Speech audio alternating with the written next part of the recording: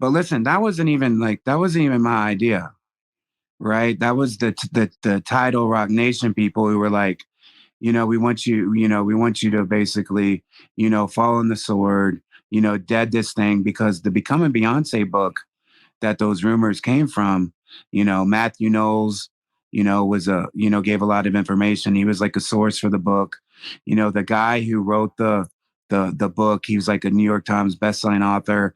I'd done Michael Jackson biographies, Jackie O biographies.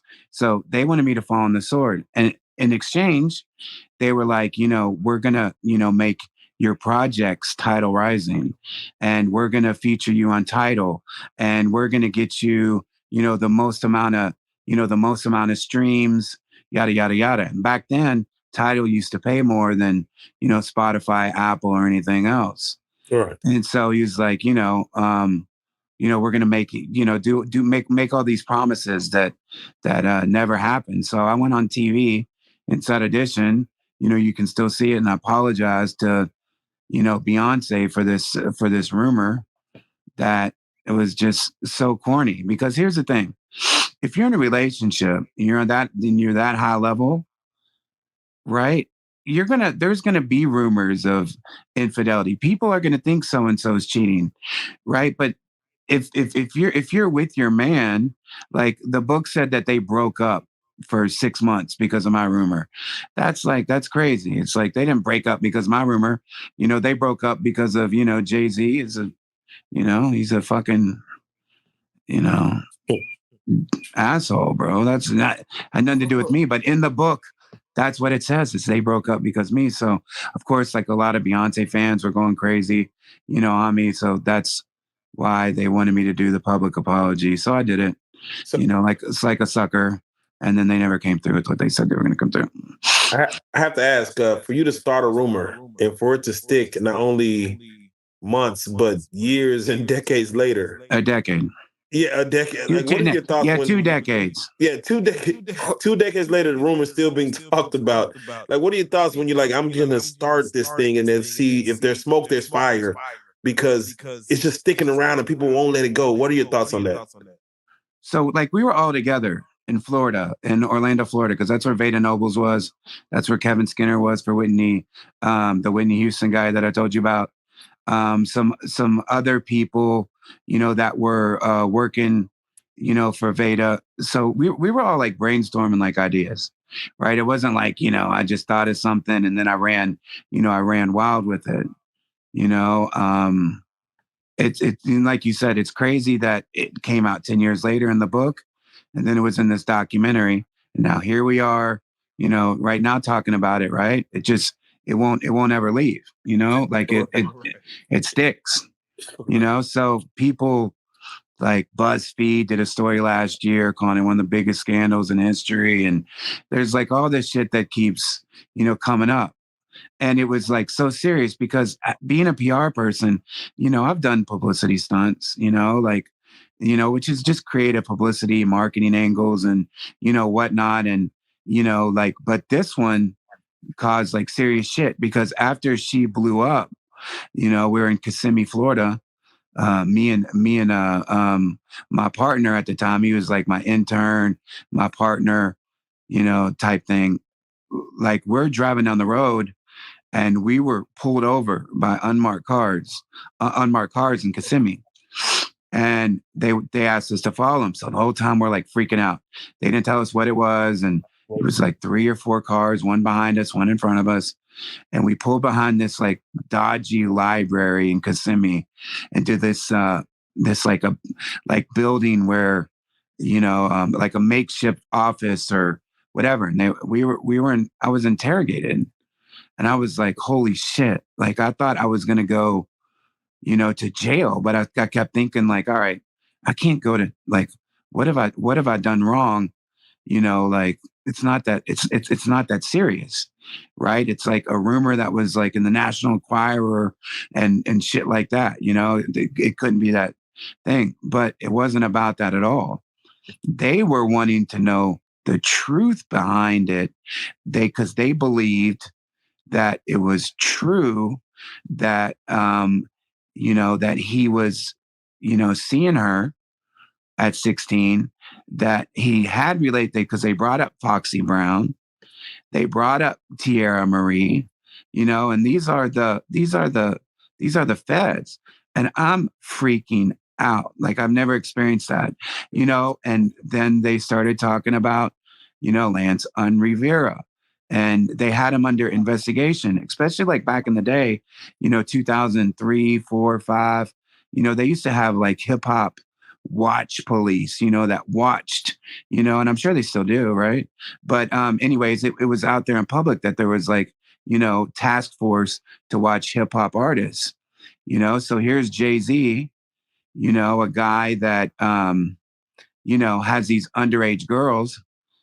I put out the rumor. So basically they were wanting me to, basically go on record and say, and I kept telling him, like, I don't know. I was honest even at the time. I was like, I've heard things, but I wasn't there, so I can't tell you. But, you know, because of he was under investigation too because of some incident that happened with R. Kelly, some violent incident. Like Jay-Z is not, he's not a good guy, man. This is a guy that, he comes, if you look at his past, what he comes from, it's really dodgy. So anyways, they let us go, they left, and that was it. But you got to think, if that is 2005 and they were investigating in them, you would think in 2024 that they would have all kinds of stuff, especially with, the Diddy investigation right now. Right. Did you have any dealings with Dame Dash? I didn't. No. Okay. I wish. All right. Right. Uh, Jonathan, let me ask you, because your career is illustrious, and I don't want to shortchange you at all. Can you name some of the notables, the other acts that you work with in the hip hop industry? And if you want to go outside of hip hop, you can. But if just for those that may need to know, like, who else have you had a hand in regards to their career? So I worked with Whitney Houston, right? That's because Kevin Skinner, he's the one who brought me on. I like did this rock project, and we hit number one for 17 weeks, from Louisville, Kentucky, and then we like did everything wrong and like lost everything. But people saw my skills like as a publicist, and so Kevin Skinner brought me on board to work with Whitney Houston. That was like a dream job, and then of course, that goes into working with Rihanna. And then once that happened, we started doing publicity for like Hillary Duff, for Angie Stone.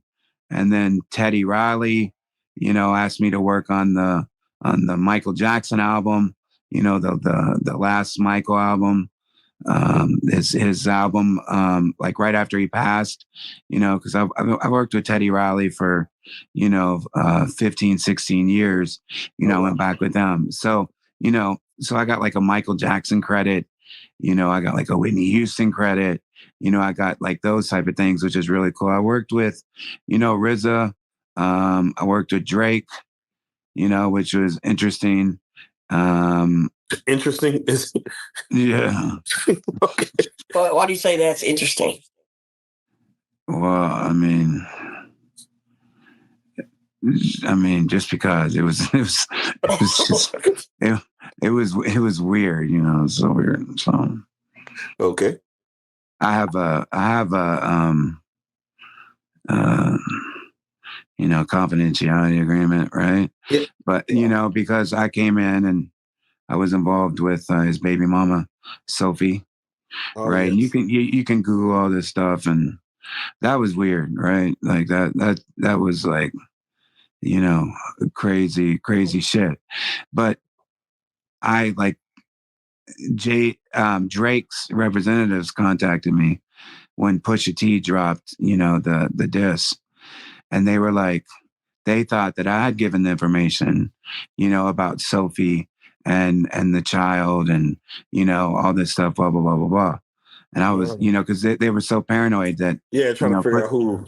Yeah, Pusha T had all that information, and I was like, I've never even spoke to Pusha T, and they were like, yeah, but your guy is Sahada Prince, and Sahada Prince, is Kanye, it's Kanye West. Yes. He's Kanye West artist, but he's one of Kanye West's main writers for a long time. His name is Sidell Young, Side of Prince. And Side of Prince and I go way back. And so they thought that I told Side of Prince, who was signed and who was working with Pusha T at the moment. But it wasn't that. It wasn't that at all, because I didn't even tell Side that. But, Drake's team, blame me, for giving that information that got back to Pusha T, but it had nothing to do with me. So, but that was like a lot of drama and, a lot of threats and a lot of like, weird shit, but like everything's good. There's no issues at all with anything, Drake. Yeah. Oh, yeah, no, those were interesting times in which I'm curious, have you worked with Kanye at all?